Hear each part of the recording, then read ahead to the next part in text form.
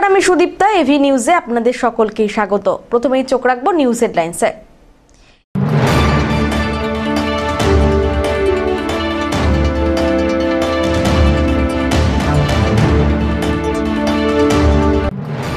সবজির দাম নিয়ন্ত্রণের প্রশাসনিক পদক্ষেপ। সদর মহকুমা স্তরের টাস্ক ফোর্সের সঙ্গে বৈঠকে সদর মহকুমার শাসক তমজিৎ চক্রবর্তী।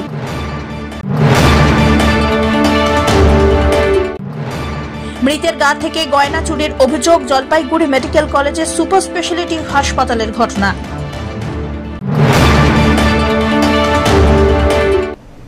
এবার আসছে বিস্তারিত সংবাদে। জলপাইগুড়ির বিভিন্ন কাঁচা বাজারে কাঁচা সবজির দাম সহ ডিমের দামের কিছু তারতম্য ঘটছে।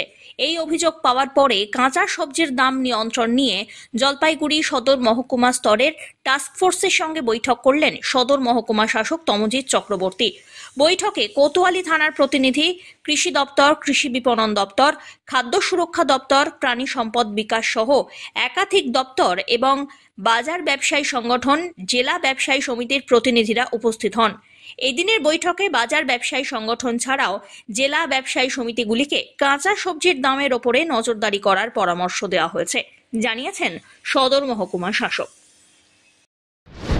মহকুমা স্তরের আমাদের একটা টাস্ক ফোর্স আছে। পশ্চিমবঙ্গ সরকারের মাননীয় মুখ্যমন্ত্রীর নির্দেশে প্রত্যেকটি জায়গায় এই টাস্ক ফোর্স যায় এবং বাজারগুলোতে কি দাম নেওয়া হচ্ছে, সবজি বলুন, মাছ বলুন, সেগুলো তারা তদারকি করে। আমাদের কাছে বিভিন্ন সূত্রে কিছু খবর ছিল যে কোনো জায়গায় দামের একটু তারতম্য হচ্ছে। সেটা নিয়ে আজকে যে মহকুমা স্তরের টাস্ক ফোর্স, তার বৈঠক ছিল। এখানে পুলিশ সহ বিভিন্ন দপ্তরগুলো ছিল এবং বাজার ব্যবসায়ী সমিতিগুলো, যারা বড় বাজার ব্যবসায়ী সমিতি আমাদের মহকুমার, তারাও ছিলেন। প্রাণী সম্পদ দপ্তর, কৃষি দপ্তর এবং সর্বোপরি কৃষি বিপণন দপ্তর, যারা এই বিষয়গুলো নিয়ে কাজ করছেন, তারা এইগুলো নিয়ে নিরন্তর কাজ করে চলেছেন। আমরা তবুও বাজার ব্যবসায়ী সমিতিগুলোর সঙ্গে বসলাম যাতে এই বিষয়ে সদর্থক পদক্ষেপ গ্রহণ করেন ওনারা। এ বিষয়ে প্রাণী সম্পদ দপ্তর আজকে আমাদের জানিয়েছেন যে ওনারা প্রত্যেক দিন 10 লক্ষ ডিম বিভিন্ন জায়গা থেকে সোর্সিং করছেন এবং জলপাইগুড়ির বাজারে সেগুলো আসছে। সুতরাং আমরা যেটা বলেছি যে কেউ অসাধুভাবে কেউ ডিমের দামটা বাড়ানোর চেষ্টা করছে কিনা এটাকে সক্রিয়ভাবে দেখবার জন্য। একই সাথে আমরা কিন্তু কৃষি পণ্যের মধ্যে সারের দামের ওপরেও কিন্তু একটা নজরদারি শুরু হচ্ছে এবং কৃষি দপ্তর এটা করেন, প্রত্যেক বাড়ি করেন, খুব সক্রিয়ভাবে ভালো করে করেন। এবং পশ্চিমবঙ্গ তো কৃষি ক্ষেত্রে অগ্রগণ্য রাজ্য, তো আমরা এই সারের ব্যাপারটাতেও একটু সক্রিয় নজর রাখছি।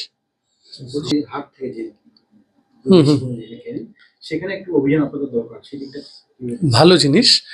আসলে হাট তো প্রত্যেক দিন হয় না, তো হাট সপ্তাহের সাধারণত একদিন বা দুদিন হয়। এটা অলরেডি ব্লক স্তর থেকে তারা নজরদারি করছেন। যদি এই বিষয়ে কোনো সুনির্দিষ্ট অভিযোগ থাকে, নিশ্চয়ই আমরা তদন্ত করে উপযুক্ত ব্যবস্থা। এখানে এইচডিও সাহেব ডাকছিলেন, বিভিন্ন সবজি, আলু, মানে কাঁচামাল নিয়ে মিটিংয়ে ডাকছিলেন। হ্যাঁ, ডিমের কথাও বললেন, কিন্তু ডিমের রেটটাও একটু বেড়েছে বললো। সেগুলো আমাদের জলপাইগুড়িতেও কিছু উৎপাদন হয়, বাইরের থেকেও কিছু আসে, অর্ধেক আর কি। এবার ওগুলাও একটু দাম বেড়েছে, কিন্তু ওগুলাও বললো যে নজরদারি রাখতে হবে যাতে আর দাম না বাড়ে। আর আমরাও ব্যবসায়ী হিসাবে, দিনবাজার ব্যবসায়ী কল্যাণ সমিতির সম্পাদক হিসাবে আমরাও নজরদারি রাখবো যে কোনো ব্যবসায়ী যেন মানে প্রয়োজনের অতিরিক্ত কোনো দাম না নেয়। সেই ব্যবসায়ীদের আমরা অনুরোধও করব। তা না হলে পরে তো আমাদের নিজেদেরই একটা বাজারের বদনাম হবে। আর অসময়ে বৃষ্টি হওয়ার জন্য মানে বিভিন্ন সবজির ক্ষতি হয়ে গেছে, যার জন্য সবজির দামগুলো একটু বেশি। এই আলোচনাগুলোই আমাদের আজকে এইচডিও সাহেবের সামনে আলোচনা হলো। দামটা কমবে, একটু টাইম লাগবে, এখনো 1 মাসের মতন টাইম লাগবে সবজির দাম কমতে। মৃতের গা থেকে গয়না চুরির অভিযোগ। জলপাইগুড়ি মেডিকেল কলেজের সুপার স্পেশালিটি হাসপাতালে সব ঘর থেকে মৃতদেহ শরীরের লক্ষাধিক টাকার গয়না চুরি হয়ে যায় বলে অভিযোগ।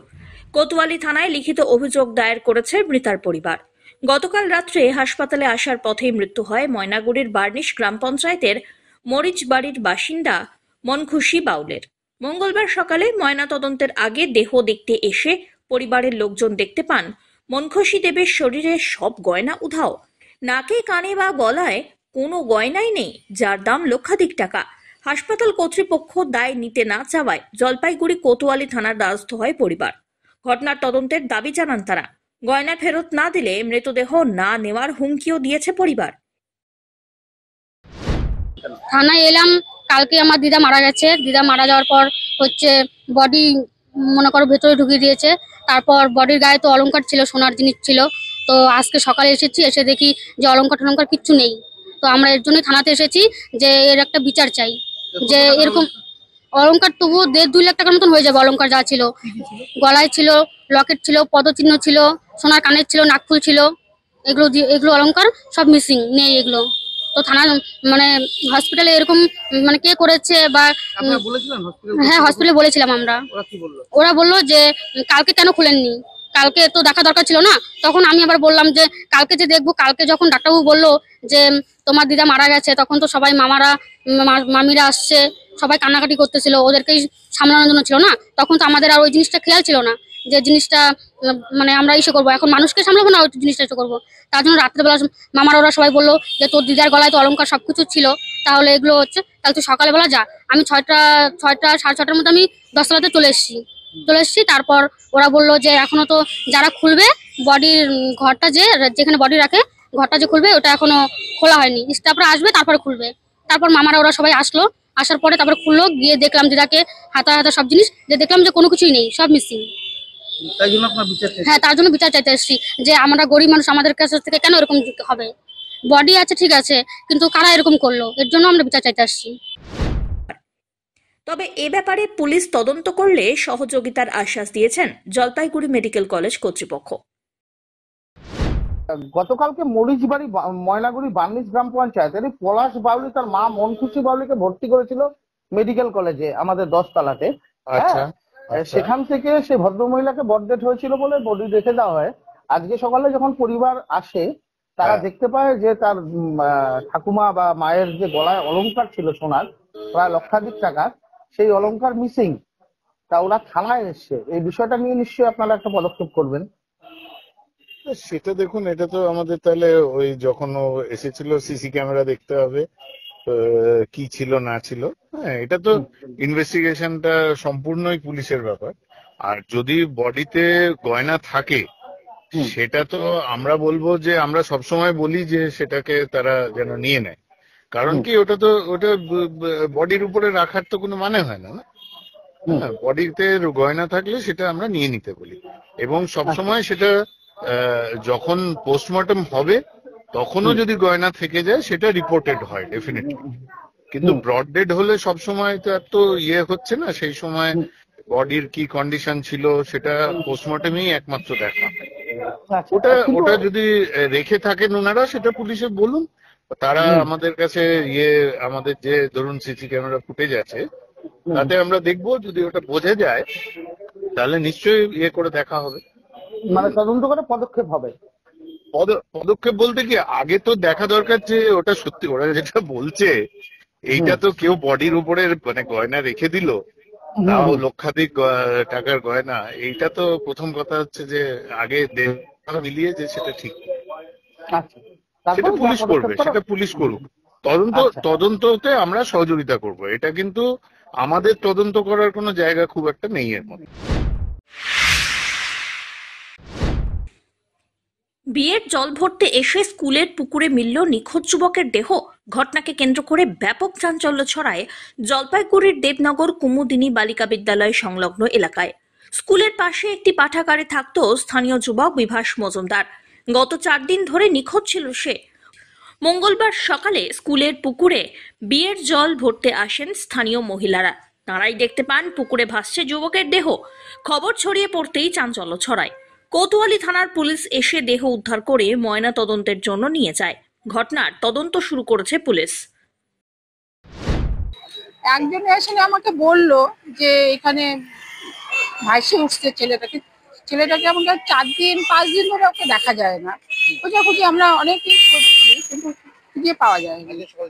আজকে এলো, হঠাৎ করে একজন দেখলো, দেখে নিয়ে বলার পরে এসে নিয়ে আমরা একে একে সবাই দেখতে পাই। বিয়ের জল ভর্তি আসছিল সকালবেলা, তখনই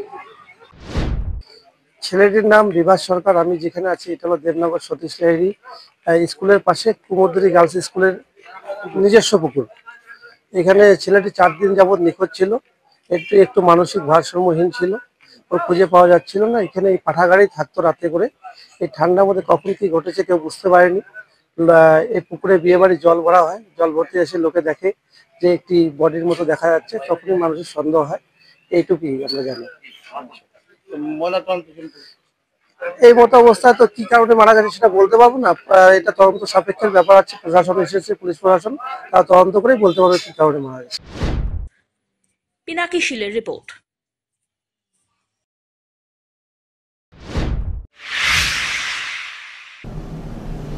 নিয়ে নিচ্ছে ছোট্ট একটি বিরতি, ফিরে আসছি বিরতির পর, সঙ্গে থাকুন।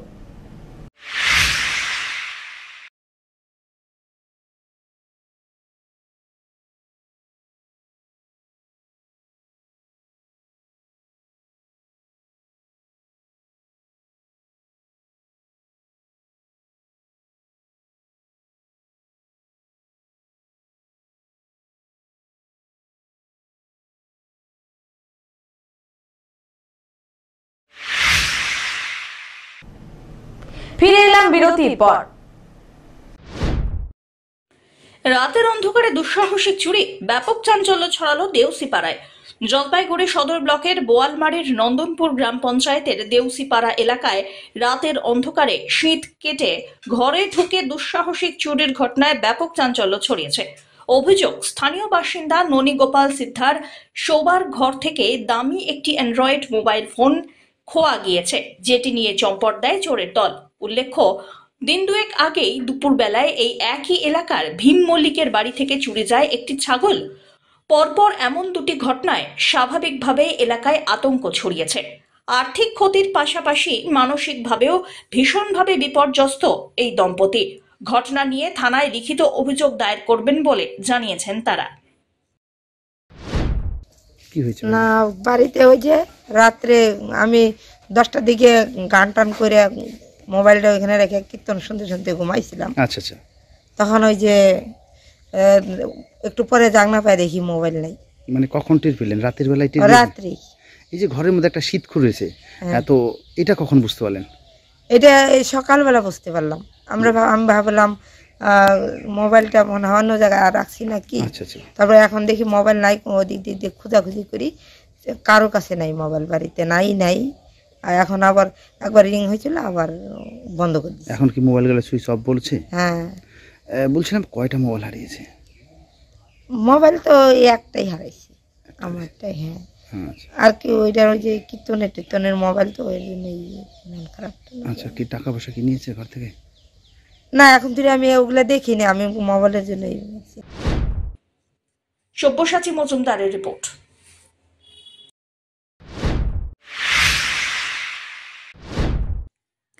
অগ্নি নিরাপত্তা সচেতনতা বাড়াতে জলপাইগুড়ির সুপার স্পেশালিটি হাসপাতালে অনুষ্ঠিত হল অগ্নি নির্বাপন বিষয়ক প্রশিক্ষণ শিবির। জলপাইগুড়ির দমকল বিভাগের উদ্যোগে আয়োজিত এই শিবিরে উপস্থিত ছিলেন হাসপাতালের মেডিকেল স্টাফ, অফিস কর্মী আর সিকিউরিটি কর্মীরা।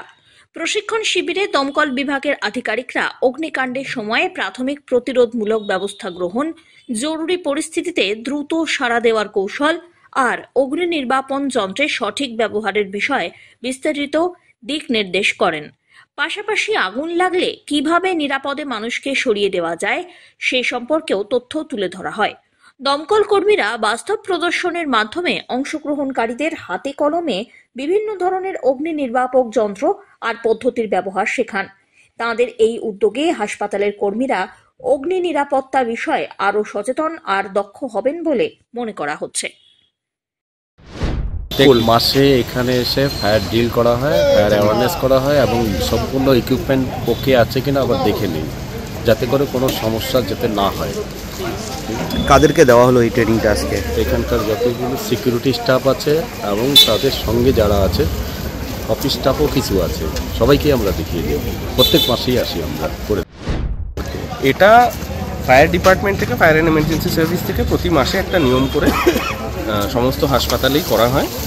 তো এটা প্রতি মাসেই আমাদের এখানে হয়। আমাদের এখানে সমস্ত ফায়ার সেফটি সার্টিফিকেট সমস্ত কিছু একদম ওকে আছে, আপ টু ডেট আছে। তারপরেও প্রতিনিয়ত রেগুলার চেকিংয়ের জন্য এটা একটা নিয়ম করা হয়েছে, প্রতি মাসে নিয়ম মতোই এটা হয়। তাই হলো যে কীভাবে আগুন লাগলে ইমার্জেন্সি সিচুয়েশানে সেটাকে হ্যান্ডেল করতে হয়, আগুন নেভাতে হয়, এবং সমস্ত ইকুইপমেন্ট যত আমাদের আছে তার কন্ডিশন ঠিকঠাক আছে কিনা। যেরকম এইমাত্র দেখলেন যেটা ফায়ার হোস, যেটা ওটার প্রেশারটা ঠিক আছে কিনা, একেবারে যে 8 তলা অবধি উঠে গেল, এই প্রেশারটা এখানে ঠিক আছে দেখা হলো। এইগুলোই রেগুলার চেকিং হয়, অডিট হয় একটা। কোন স্টাফদের আজকে এই ট্রেনিংটা দেওয়া হলো হাসপাতালের? আজকে ভেতরে কিছু আমাদের মেডিকেল স্টাফেদের রয়েছে, আর এখানে নন মেডিকেল কিছু স্টাফ ছিলেন, মেনটেন্যান্স ছিলেন, সিকিউরিটি ছিলেন। ধীমান রায় রিপোর্ট।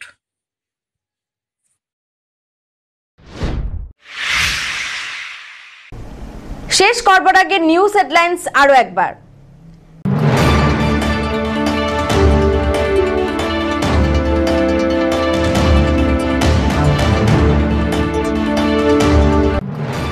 সবজির দাম নিয়ন্ত্রণের প্রশাসনিক পদক্ষেপ, সদর মহকুমা স্তরের টাস্ক ফোর্সের সঙ্গে বৈঠকে সদর মহকুমা শাসক তমজিৎ চক্রবর্তী।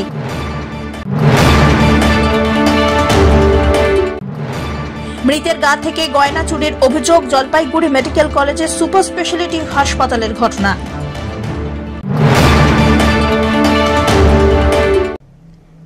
এখনকার মতন এভি নিউজ এ পর্যন্তই। পরবর্তীতে আসছি আরো সংবাদ নিয়ে, দেখতে থাকুন আমার ভিশন। নমস্কার।